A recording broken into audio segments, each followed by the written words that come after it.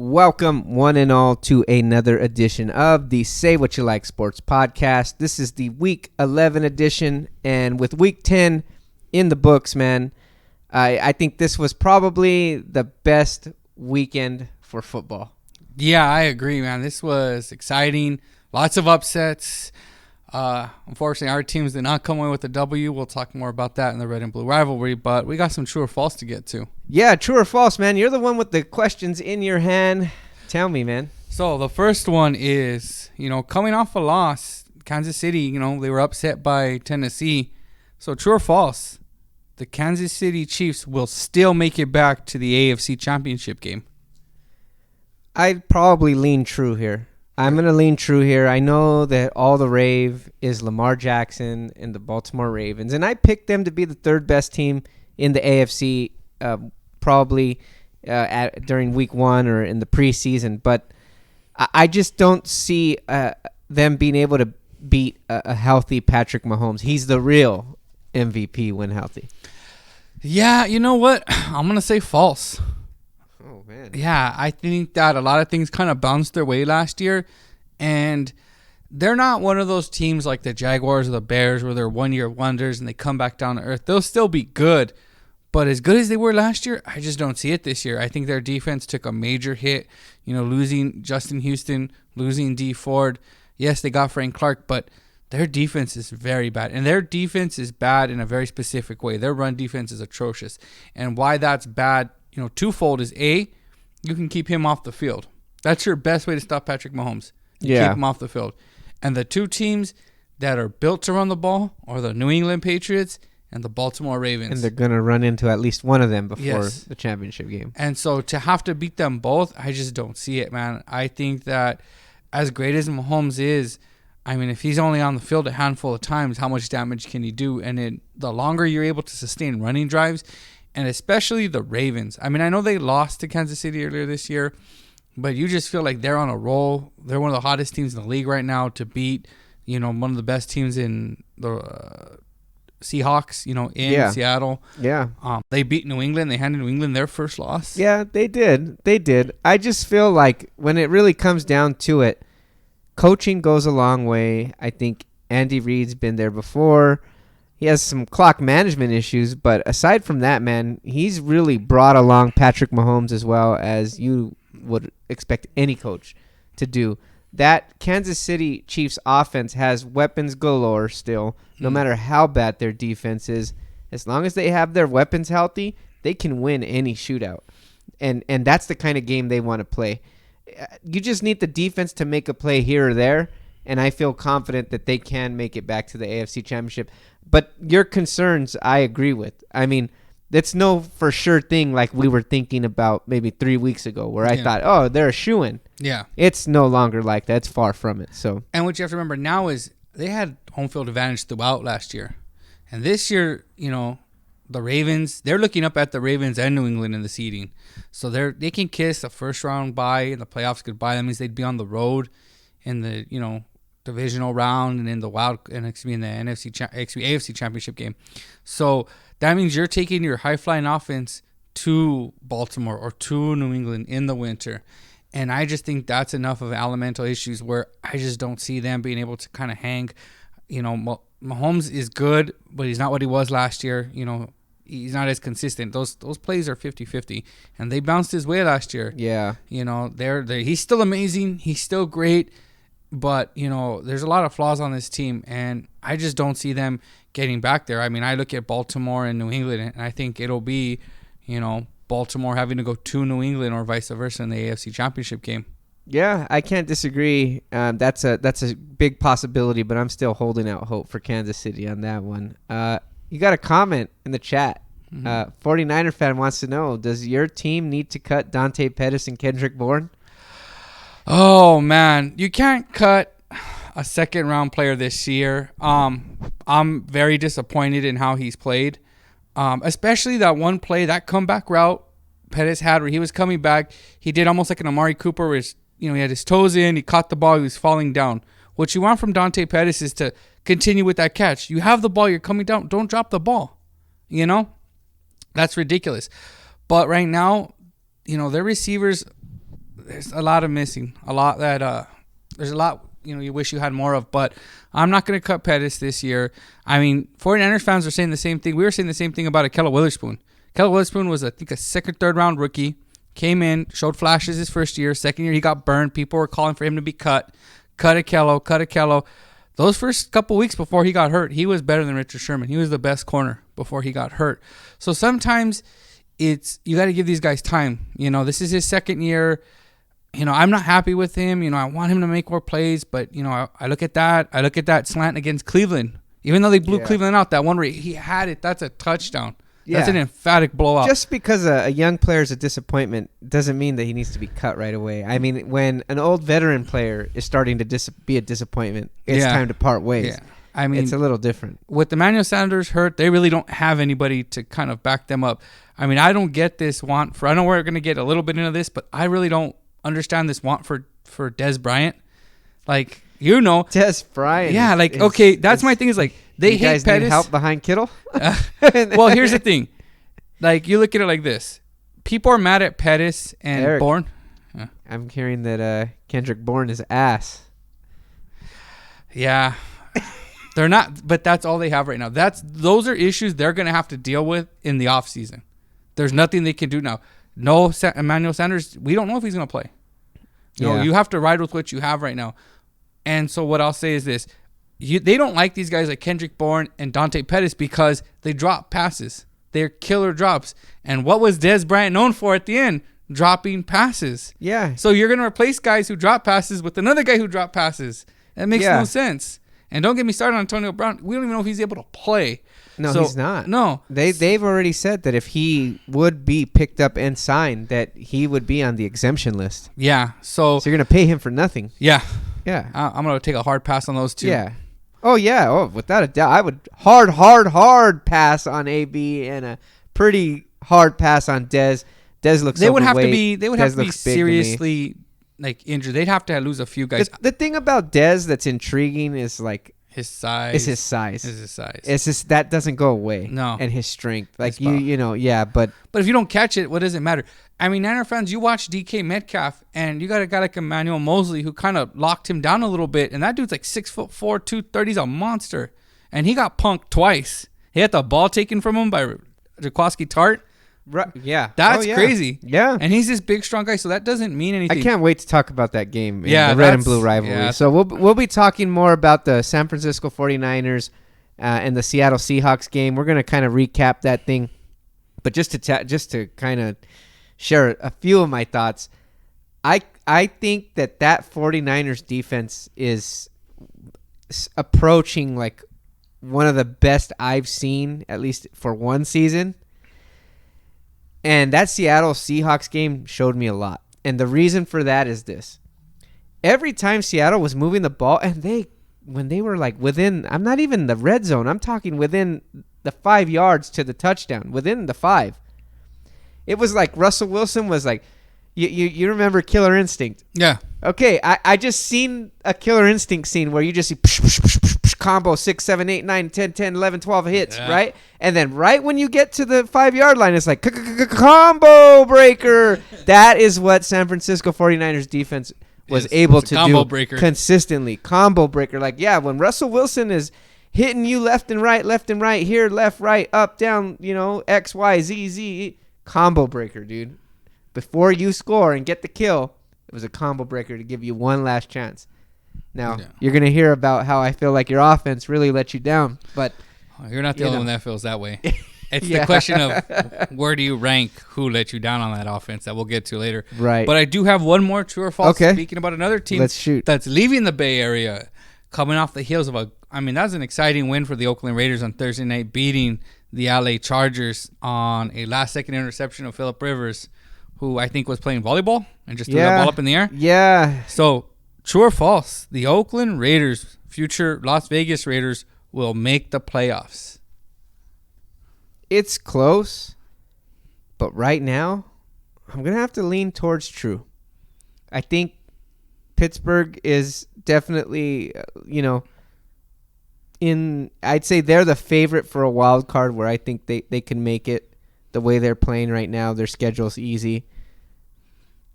Buffalo, I can see them losing it. I really can. And because of that, I think there's quite a large chance for Oakland to sneak into that 6th and final wild card spot in the AFC. Yeah, I agree with you. I think it's true. I look at, a couple things. One, first of all, you look at the team itself. They're running the ball. Josh Jacobs is, to me, he's leading the charge for Rookie of the Year. Yeah. He's one of the top rushers in the league, just any running back. And they're able to run the ball. They're efficient in the passing game. They're kind of what John Gruden's been looking for. Now, their defense did take a hit. I think they lost one of their safeties. Yeah. It was Carl Joseph. Yeah. He's out for the year. And that does hurt because they are kind of short of talent on the defense. But, I mean, when I look at their schedule, they are currently 5-4. Their remaining schedule is at home to Cincinnati. Cincinnati isn't going to beat anybody, so let's go with 6-4. Yeah, at the Jets. 7-4. Now they're at Kansas City. I don't think they can beat Kansas City in KC. Yeah. So let's go 6-5. Yeah, versus Tennessee. Tennessee's so up and down. Yeah, it's hard to tell. But they're going to be at home. They're at Oakland. I think I'll give them the okay. nod. So they'll be 7-5. Yeah, at Jacksonville. That's tough. As we don't know what Nick Foles is going to be. And they finish up at the Chargers and versus Denver. I mean, they could easily win 5 games. Yeah. I think 5 games in there. You already named. I mean, we could. If they can. I think beat they those legitimately can win 9 games. Yeah. And have 7 losses. I think they're a legitimate 9-7 team. That's what they're staring in the face right now. Yeah, and I mean, you think about things like this. They hold the win tiebreaker over the Colts, who they beat earlier this year. Yeah. That's big because it's going to be those teams. So, I mean, you look at the performance on Thursday night, and you had Derek Carr running with, average numbers, 21-31, 218, a touchdown. Josh Jacobs, 71 yards, a touchdown. But their defense was opportunistic, and you felt that. I mean, at the end of the day, I think that you look at their schedule now. Now, let's look at the Bills. That's the one that's kind of locking down that 5 seed. Yeah. This is the 4 of their last 5 games at Dallas. Tough. Versus the home to the Ravens. Tough. At Pittsburgh. Tough. Versus New England. Tough. Okay, they could be 4 losses that right could there. Conceivably be 4 straight losses right there. That is rough. So, I mean, they really have a gauntlet. And then you look at the Colts, who still have to battle with at the Saints and I think versus Jacksonville. So, yeah, the schedule kind of breaks right with the Raiders. If they can take care of business with those next 2 games, which is Cincy and the Jets, I mean, they're in the driver's seat at that point. It's them in Pittsburgh. So I think that they have a great shot, and I think they will. I'm sorry, Buffalo fans, you hate us. You already hate us anyways. Yeah, so they hate us already. Yeah, so we might as well crush their dreams. Yeah. I'm sorry. I'll never see a game in Buffalo. I might get hanged or something. Yeah, I know. They might throw us off one of those tables. Tarred and feathered. Yeah. No. Something. I would say they put us through a table, but that's reserved for diehard fans. That's true. Yeah, completely. Yeah, man, I see that same thing. I think the Raiders have a good a shot as anybody in the AFC. The AFC is wide open, man. Yeah, AFC is wide open. It is literally those wild cards, especially. You have Buffalo, Pittsburgh, the Raiders, and the AFC South. Whoever doesn't win that division. Exactly. I'm with you on that, man. Let's jump to the picks then, huh? For week 11. But my week 10 picks, guys, I'm gonna have to apologize to everybody out there. I was nuts, man. I only won 2. I only picked 2 games correct. Oh, that's crazy. That is crazy. I mean, that's nuts. Yeah. I've never, ever had such a bad week in my life. Yeah. That's terrible. That's bad. 2 games, dude.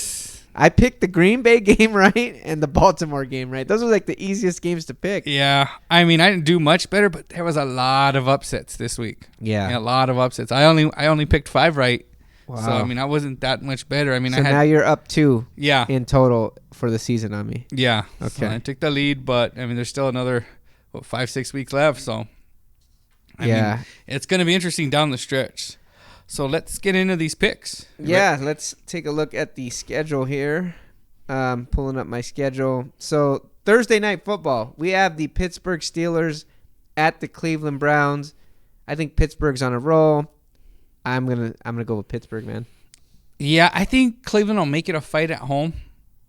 And I think it'll be closer than people expect because I still don't trust that Pittsburgh offense.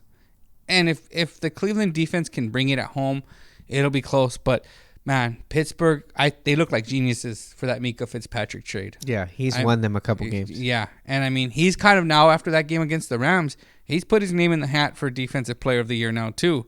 Yeah, he really has. He really has. Yeah. So, I mean, their defense now looks kind of filled out completely at every level. And I just think that's going to be too much for Baker. The coaching edge is completely one-sided. Oh, that's mismatched. Yeah. It's just a complete mismatch. I think Cleveland gives its best how we effort. talked about Seattle and San Francisco being the unstoppable force versus the immovable object? Yeah. This is like Saturday morning wrestling where it's like The Undertaker versus John Smith from Kentucky. That's exactly what it is. They brought in a jobber? Yeah, exactly. Sorry, Cleveland. You're a jobber in this situation. So I got Pittsburgh big. No, I call Freddie Kitchens a jobber. Oh, man. Yeah, that's exactly what he is. Oh, that's nice. Dallas at Detroit.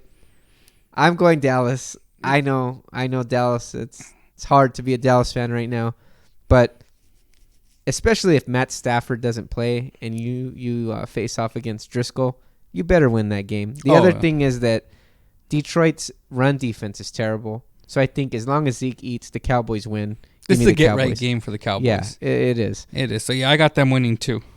Jacksonville at Indianapolis. This is a tough one, man. It really is, but I'm going to lean with Jacksonville on this one. Even though Indy's at home, I want to see Nick Foles. I want to see, and I do kind of believe in him. As long as there's the chemistry's there on offense, I think they should. Do we know if Jacoby Brissett's scheduled to start, or is he still? I think he's out still. No. From what I hear, I know it's questionable right now. Yeah. So I'm gonna take the Jags. Their defense will be able to shut down Brian Hoyer. I mean, if Miami can beat them, I think the Jags will be able to go on the road and take care of business. It'll be interesting to see what Nick Foles can do because he only had a half again, before he got hurt, and then Minshew. So I want to see what he can do with these weapons with Chark and Fournette, and it'll be interesting to see. So I got them winning this one. Yeah, and then we have Buffalo at Miami. I know Miami's got on a semi-little hot streak right now, but I'm going to go Buffalo. Yeah, I got Buffalo winning this one. They'll get things squared away. Their defense and running game will be, they'll score things away. So, I mean, Miami's it's kind of like a little bit like Major League, The front office wants them to tank, but those players just don't. And you put in, you got a little bit of Fitz magic, Fitz magic. I mean, only Fitz magic can take a team that wants to tank and wins a couple games. Wins a few games for you, so, man. Yeah, I got Buffalo winning that one. Then we have Denver at Minnesota. No contest. I think Minnesota's going to just wipe the floor with Denver. They're going to rout them. New Orleans at Tampa Bay. Look, I think this is a dangerous game. But I am going to ultimately think that New Orleans has to just bounce back against Tampa Bay. Yeah, and I think this is my upset special. I got Tampa Bay at home. They've throughout the years have given the Saints problems. That's why I think this is a dangerous game. And they're going to be able to run. They're going to be able to stuff the run, and they're going to get after Breeze. And you know what? I just think that they can put up enough points. They're not going to be in the dome. They're at Tampa, so I got Tampa winning this one by field goal, 4 points, somewhere along there. Yeah, I can. I mean, that's not beyond the realm of possibility. New York Jets at Washington Redskins in this week's Toilet Bowl. I think just because I respect the NFC East so much, I'm going to lean with Washington because they're at home. Oh, no, give me the Jets. Really? Yeah. Oh, yeah. Interesting. Oh, my God. Yeah, the Reds. You know what's worse than a team that doesn't have talent? A team that's dysfunction from head to toe. Oh, that's Washington. Yes. Yeah. And they just want to run the clock. They are going to run the ball because they do not want to play football the rest of the year. They are done with this season.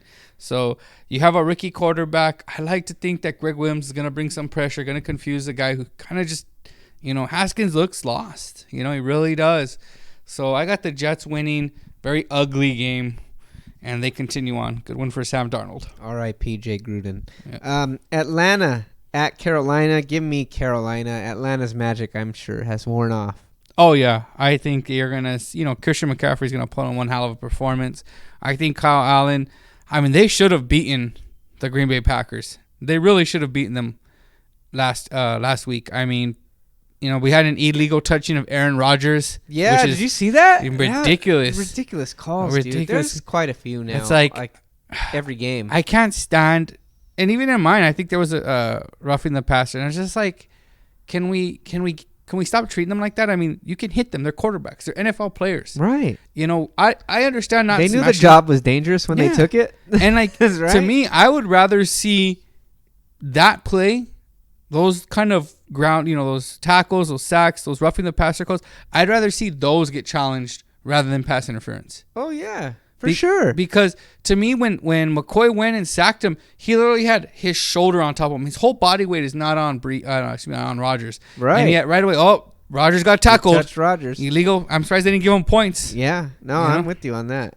Completely. But I got Carolina resetting and taking that out on Atlanta and getting a W at home. Yeah. Houston at Baltimore. Man, I think this is the game of the week. Oh my God, yeah. I think this is the game of the week, and I'm gonna go with Houston. Because I believe that Deshaun Watson will show why the Houston Texans were correct in drafting him before Lamar Jackson. Yeah, I'm gonna take the Ravens only because I think their ability to keep Deshaun Watson off the field. Deshaun Watson's gonna make some amazing plays, but I think that the Ravens are just gonna run it down their throat. And I don't think there's really very many teams that are built to stop the Baltimore Ravens run attack.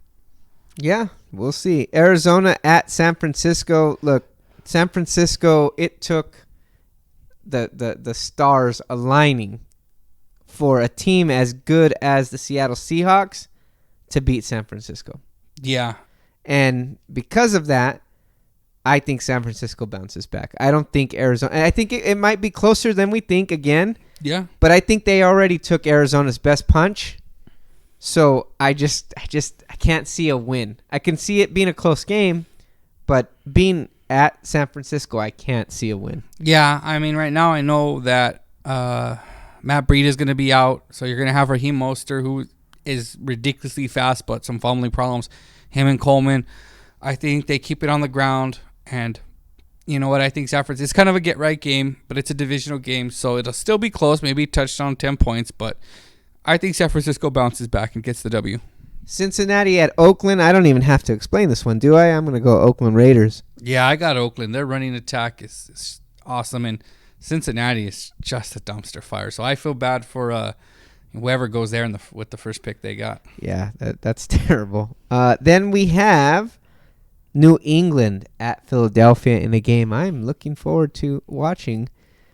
I really am interested to see what Philadelphia can do against the New England defense. Yeah, that's the name of the game right now. Yeah, that's what I want to see. That's going to let me know if Philadelphia has a chance to come back and win the division against the Cowboys.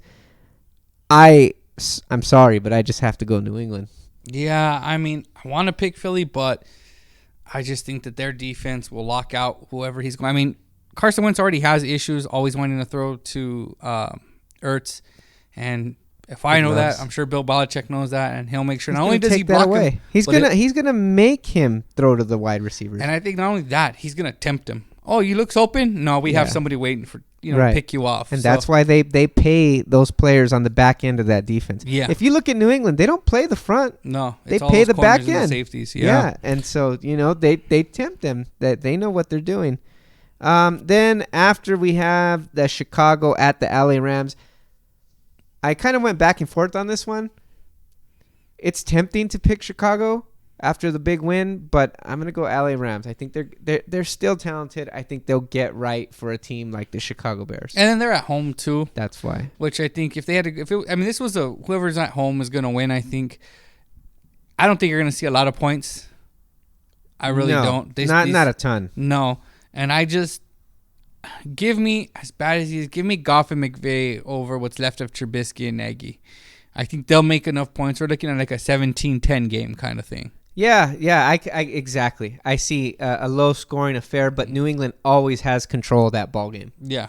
And then we have the Monday Night Football game, Kansas City versus LA Chargers. This one's in Mexico City, right? Yeah. Yeah. So Viva KC. Yeah, I got to go with that way too. There's going to be a lot of people enjoying that game. Now, hopefully they play it. Because remember last year they didn't get to play it? Yeah, I do. Or that was. And do you remember last week when it looked like Phillip Rivers needed to be put out to pasture? Oh my God, yeah. I mean, he looked like Eli Manning. I mean, he was just fleeing. That was a horrible. He looked like an injured Ben Roethlisberger. Just throwing up air balls. I mean, I don't know what he was doing, dude. No, I don't know what he was doing. You really wish you could, like, really get an honest opinion of like what was in his mind. Like sit there, guys like that when they have those kind of plays, especially veterans, guys who are amazing quarterbacks of their time. I want to sit there, look at 11-on-11 film, and just say, okay, what did you see to throw this ball? Did you just think it was gonna like what? You know? Right. I just think that I don't doubt Phillip Rivers as a competitor. No. But I'm starting to doubt that physically he can do it, and I think it must be frustrating to be losing like in the fashion that they are. Yeah. So he's kind of like, maybe I don't want to say he's losing his mind, but he's losing his football mind. Yeah, I think it's starting to go. I think it's time for him to go. Yeah, or at least a change of scene. Yeah, I think this will be his last year with the Chargers. Yeah, and I got KC. I think they get right. Even in Mexico City, I imagine that ball's gonna fly out of Mahomes' hands. So hopefully I can win more than 2 games this week. Yeah, I know. That's all I'm shooting for. If I hit 3, I'll be happy. This is trying to double that win total. Just trying to do it, man. Because Rivers looks washed up, so I'm hoping KC can get me at least 1, and then I'm halfway there. Yeah. So you know what? That's what we got here for the Week 11 NFL podcast. We give our picks here, our weekly picks for Week 11. We'll be back for Week 12. But what do you think about going live for the Red and Blue rivalry, man? I think a few people want to hear it.